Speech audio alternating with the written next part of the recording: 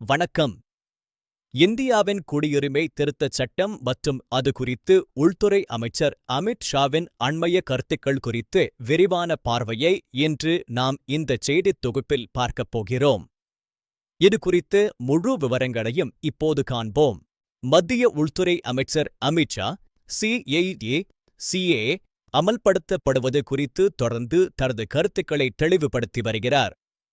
இந்தச் சட்டம் நாட்டின் ஒருமைப்பாட்டிற்கும் மற்றும் பாதுகாப்பிற்கும் மிகவும் முக்கியமானது என அவர் பல்வேறு மேடைகளில் உரையாற்றியுள்ளார். பாகிஸ்தான், வங்கதேசம் மற்றும் ஆப்கானிஸ்தான் ஆகிய 3 நாடுகளில் இருந்து மத ரீதியான துன்புறுத்தலுக்கு உள்ளாகி இந்தியா வந்தவர்களுக்கு இந்திய குடியுரிமை வழங்குவதே இந்தச் சட்டத்தின் மிக அடிப்படையான மற்றும் முக்கிய நோக்கமாகும். குறிப்பாக இந்துக்கள், சீக்கியர்கள், கிறிஸ்தவர்கள், ஜெயின்கள், பௌத்தர்கள் மற்றும் பார்சிகளுக்கு இந்தச் சட்டம் முன்னுரிமை அளிக்கிறது. இவர்கள் பல ஆண்டுகளாக இந்தியாவில் அகதிகளாக வாழ்ந்து வருவதால் அவர்களுக்கு முறையான அங்கீகாரம் தேவைப்படுகிறது. இந்த குறிப்பிட்ட நாடுகளில் இருந்து வரும் முஸ்லிம்களுக்கு இந்தச் சட்டத்தின் கீழ் ஏன் குடியுரிமை வழங்கப்படவில்லை என்பது குறித்து அமித் ஷா ஒரு முக்கியமான விளக்கத்தை அளித்துள்ளார். அதை நாம் இங்கே விரிவாக பார்ப்போம். இந்த நாடுகள் அனைத்தும் அதிகாரப்பூர்வமாக இஸ்லாமிய நாடுகள் என்பதால் அங்குள்ள பெரும்பான்மை முஸ்லிம்கள் மத ரீதியான துன்புறுத்தலுக்கு உள்ளாக வாய்ப்பில்லை என்பது மத்திய அரசின் மிக வலுவான வாதமாக முன்வைக்கப்படுகிறது. அமித் ஷா அகதிகள் மற்றும் ஊடுருவல்காரர்கள் ஆகிய இரு பிரிவினருக்கும் இடையே உள்ள தார்மீக வித்தியாசத்தை தொடர்ந்து வலியுறுத்தி வருகிறார். ஊடுருவல்காரர்கள் நாட்டின் பாதுகாப்பிற்கு பெரும் அச்சுறுத்தல் என அவர் கருதுகிறார். குறிப்பிட்ட மதப்பிரிவினருக்கு இந்திய குடியுரிமை பெறுவதற்கு விரிவான ஆவணங்கள் மற்றும் சான்றுகள் தேவையில்லை என்பது இந்தச் சட்டத்தின் ஒரு மிக முக்கியமான அம்சமாகும். இது விண்ணப்பிப்பவர்களுக்கு ஒரு பெரும் வசதியாக அமைகிறது. 2019ஆம் ஆண்டு நாடாளுமன்றத்தின் இரு அவைகளிலும் காரசாரமான விவாதங்களுக்குப் பிறகு நிறைவேற்றப்பட்ட இந்தச் சட்டம் இந்தியாவின் குடியுரிமை வரலாற்றில் ஒரு பெரும் திருப்புமுனையாகவும் மாற்றமாகவும் கருதப்படுகிறது. டிசம்பர் 31, 2014 முன்பாக இந்தியா வந்தவர்களுக்கு மட்டுமே இந்தச் சட்டத்தின் கீழ் சலுகைகளும் பலன்களும் கிடைக்கும். இந்த தேதியை மத்திய அரசு மிகவும் தீர்க்கமாக ஆலோசித்து நிர்ணயித்துள்ளது.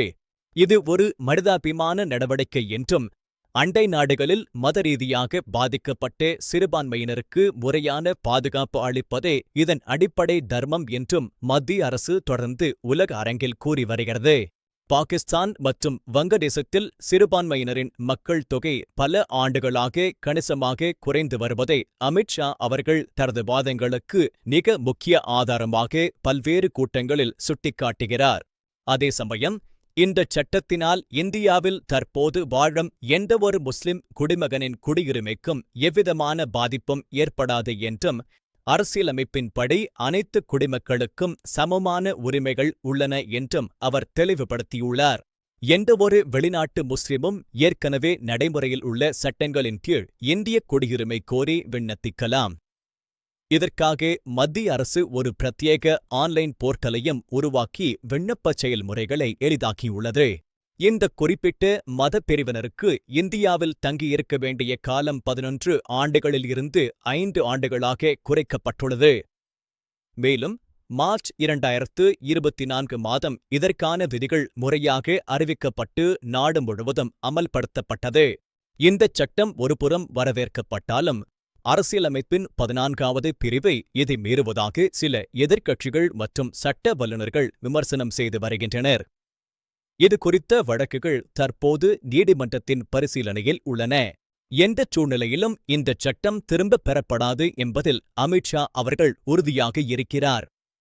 பாகிஸ்தான், வங்கதேசம், ஆப்கானிஸ்தான் ஆகிய 3 நாடுகளுக்கு மட்டுமே இது பிரத்யேகமாக பொருந்தும் என்பதை அரசு தெளிவுபடுத்தியுள்ளது.